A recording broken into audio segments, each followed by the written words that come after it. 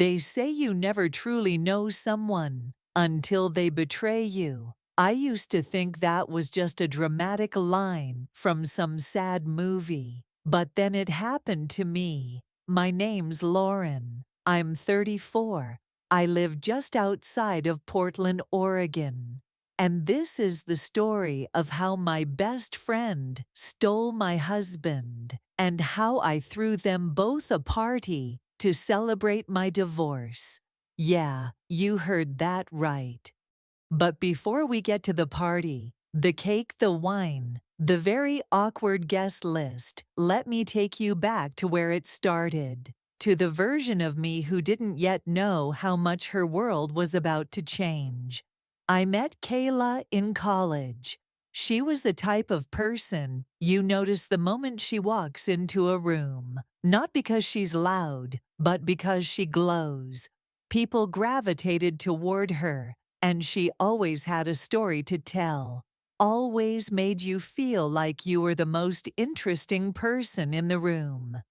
We became friends almost instantly, roommates. Then, after graduation, we moved to the same city and stayed close girls' nights, vacations, inside jokes that lasted over a decade. I used to joke that she'd be the godmother of my future kids. Then there was Daniel, my college sweetheart turned husband. We got married at 27. Small ceremony, backyard lights. Kayla was my maid of honor. She cried harder than I did during the vows. For a while, everything felt right. Stable. Not perfect, but comfortable.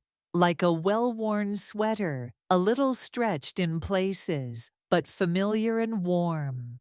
Of course, now I know that comfort can sometimes be a warning sign, but back then I didn't want to see it. The signs were there, though little things. Kayla would hang out at our place more often than usual. She and Daniel always got along, but I started noticing the way he looked at her when he thought I wasn't watching. The way their laughter would linger just a little too long. How sometimes they'd be texting each other about plans before even looping me in. But I trusted them. I mean, they were my people, the two people I loved and trusted the most. The thought that they could be anything other than what they appeared, that wasn't even in my realm of imagination. Until one Thursday night, Daniel was in the shower. I was looking for a receipt in his email. We'd just bought a new dining table, and I wanted to return it. That's when I saw the subject line. Last weekend. Curious, not suspicious. I clicked it. It was from Kayla. I still remember the first sentence. I can't stop thinking about you. That night. I didn't want it to end. I felt my stomach drop. I scrolled, heart racing. More messages, more details. A mix of words and pictures. Blurry, intimate photos. Screenshots of hotel bookings. I couldn't breathe. When Daniel came out of the shower, I was sitting on the bed, shaking, phone in my hand. I didn't scream. I didn't throw anything. I just looked up at him and said, "How long?" He froze. The blood drained from his face, and in that silence, I already knew. The next 48 hours were a blur. There were tears, some yelling, a lot of silence. I called Kayla. She answered, denied it at first. Then when I read the email out loud, she cracked, said she didn't mean for it to happen, that they were confused, that she still loved me. As a friend, I hung up. I didn't eat for 3 days. I stayed with my sister. I deleted all my social media. I felt like my body was still going through the motions, but my mind had gone somewhere else entirely. Somewhere cold, numb. You expect heartbreak to feel like a thunderclap, loud and violent. But the truth is, It's quiet, it's an ache, a slow suffocation. Eventually, I filed for divorce. It wasn't messy. Daniel didn't fight it. I think part of him felt guilty, or maybe just relieved. The secret was out. People kept telling me I was strong, that I was handling it so well. But they didn't see me crying in the grocery store because I passed by a cereal he used to love. They didn't hear me screaming into pillows at 2 a.m. They didn't see the nights I stared at old photos and wondered if any of it had ever been real. But here's the thing about pain. If you let it, it teaches you. I started going to therapy, started journaling. I reconnected with old friends. I'd lost touch with ones who didn't know the version of me that molded herself around a man. I remembered who I was before I became someone's wife and someone else's shadow. And one morning, about 6 months after the split, I woke up and felt something different. Not happiness, exactly, but lightness. It was the first morning in a long time where I didn't feel like I was dragging a version of my old life behind me. I stood in my kitchen, a different apartment, a different energy, sipping my coffee, and I laughed out loud by myself. And I thought, what if I honored this moment? What if I celebrated not the divorce, but the fact that I survived it? That's how the idea for the party was born. I started planning a divorce anniversary party, not out of spite, not to be dramatic, but because I wanted to mark the day I stopped living a lie, the day I started choosing me. I made a guest list, real friends only, people who saw me through the storm and never let me forget who I was. And yes, I invited Daniel and Kayla. Why? Because I wanted to look them in the eye, stand in my own power, and feel absolutely nothing. No anger, no sadness, no desire to take them back. Just closure served with wine, laughter, and a side of excellent cake.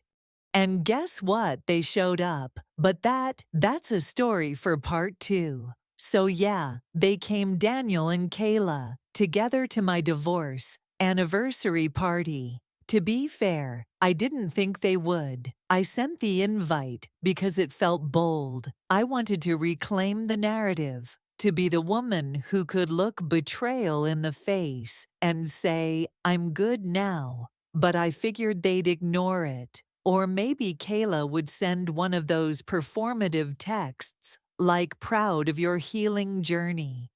But 2 days before the party, I got the RSVP. We'll be there. I sat there staring at the message, heart racing. Not because I regretted inviting them, but because part of me couldn't believe they had the audacity. Or maybe part of me couldn't believe I was actually ready for this. The night of the party arrived, and I swear it felt like prom. And a TED Talk had a baby. I'd rented a rooftop venue. Downtown, think twinkle lights, exposed brick.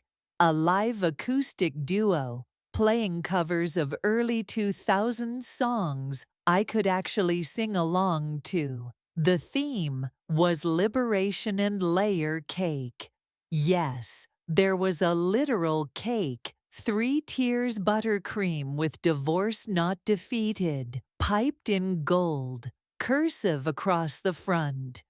I wore this emerald green satin dress I'd bought with no occasion in mind, one of those outfits you save for someday. That night was someday. I curled my hair, did my own makeup, wore perfume that made me feel expensive, even though it was $18 at Target, and I felt powerful. Not because I looked amazing though, let's be real, I did, but because I wasn't hiding anymore. I wasn't trying to keep the peace or tiptoe around other people's feelings.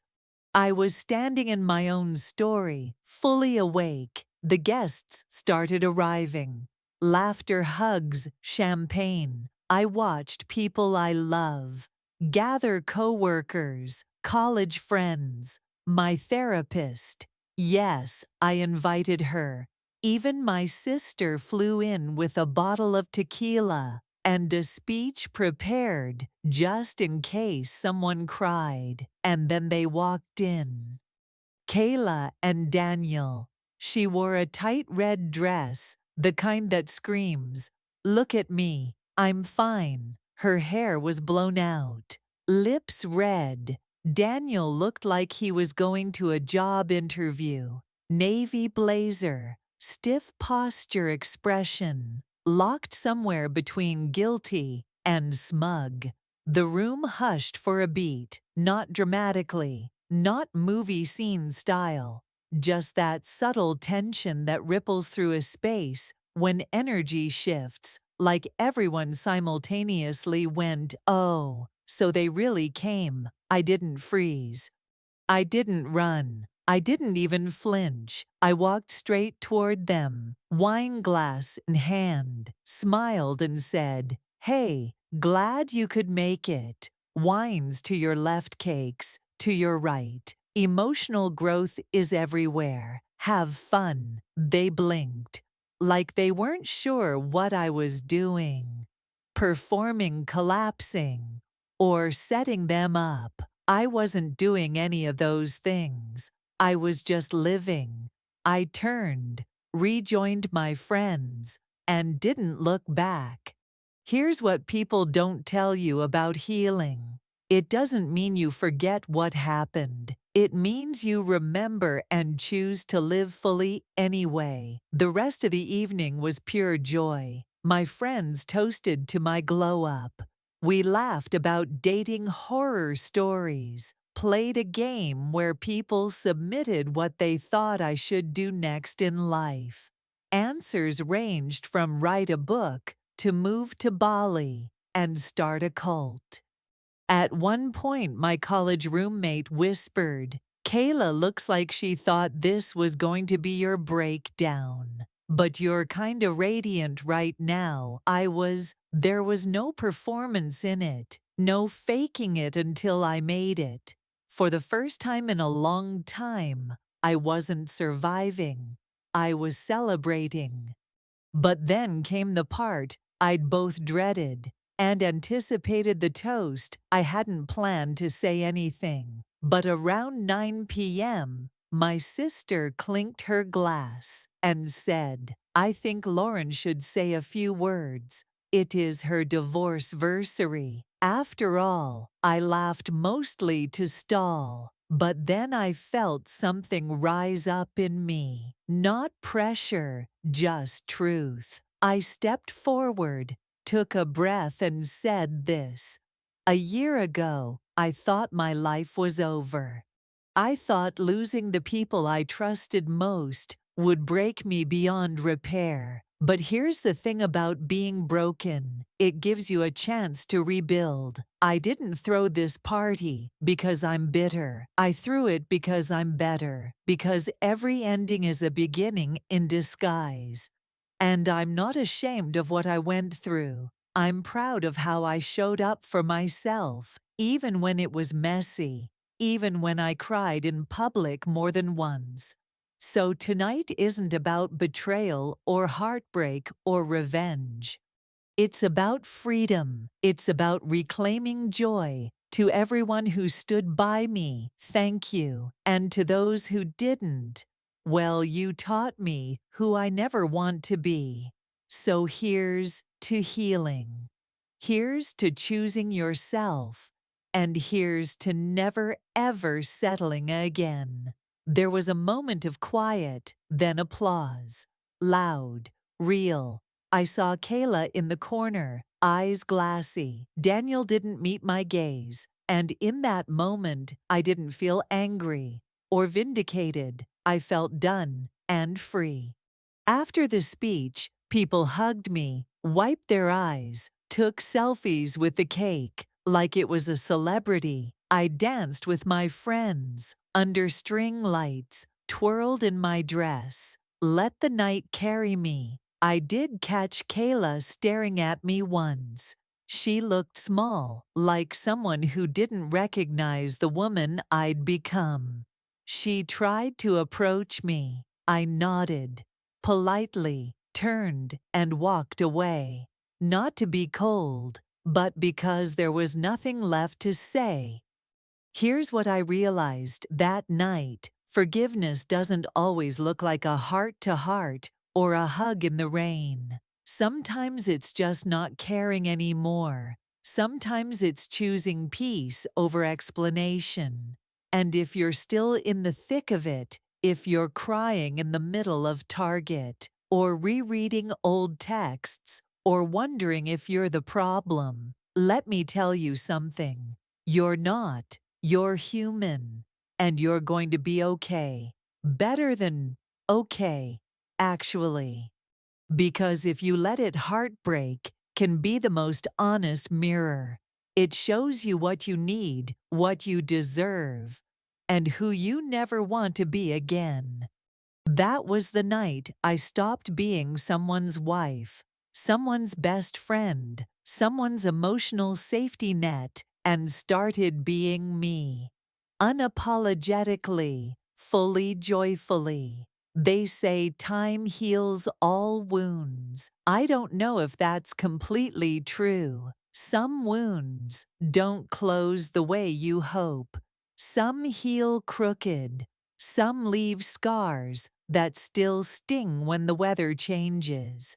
But time does give you perspective, and sometimes that's even better. It's been a year since the party.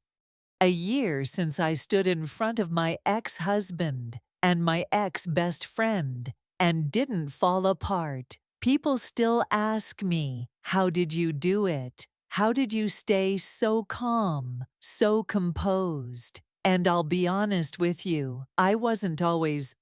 In the weeks after the party, I crashed a little, not in a dramatic way, more like my body exhaled for the first time in months and said, "Okay, you were strong. Now rest." I remember one afternoon, a couple of weeks later, I was folding laundry in silence.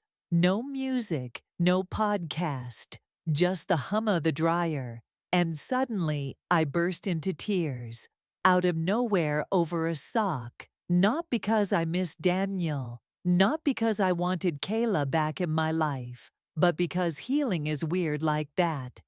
It doesn't move in a straight line. You can feel powerful one day and fragile the next, and that's okay. I started therapy again, more regularly this time. I stopped seeing it as fixing myself and started seeing it as maintenance, like brushing my emotional teeth. I also made a list, not a bucket list, a boundary list. It had simple things on it, like, I won't chase people who make me feel small. I won't say yes just to avoid conflict. I won't apologize for taking up space, needing time, or saying no. And one of the most important ones, I won't lose myself just to be loved. Because if love costs you, it's too expensive. Daniel and Kayla, they stayed together, at least for a while. I didn't check. At first, I blocked them both after the party, but months later, I saw a picture pop up on a mutual friend's feed. The two of them at some wine festival, smiling like they were the couple next door. And you know what? I didn't feel much. No jealousy, no bitterness. Just a kind of distant curiosity, like flipping past a movie you've seen before. You know how it ends, you just don't care to watch it again. I heard from a friend later that things between them weren't going great. Something about trust issues, go figure. Part of me felt vindicated for a split second. Then I shook it off. Because keeping score in someone else's downfall doesn't help you rise. I had better things to focus on, like me. One of the biggest changes I made that year was learning to enjoy my own company. I used to be terrified of being alone. I filled every gap with people, brunches, phone calls, late night texts, relationships I stayed in out of convenience or fear. But now I love my solo. Saturdays, I take long walks through the park, stop at a cafe. I read for hours and don't answer texts right away. I light candles for no reason. I play old records. I talk to myself kindly. One Saturday, I even took myself on a date dinner and a movie. Just me and a little journal in my bag. I wrote this one line that stuck with me. I am not lonely. I am with myself. Of course, life moved on. I got promoted at work. Turns out, when you're not emotionally drained from holding up a collapsing marriage, you have energy for things like creativity and leadership.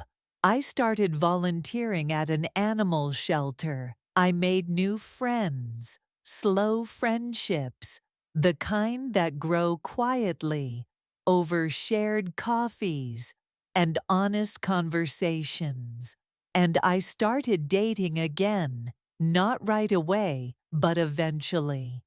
It was awkward at first. The apps, the small talk, the polite conversations that felt like job interviews.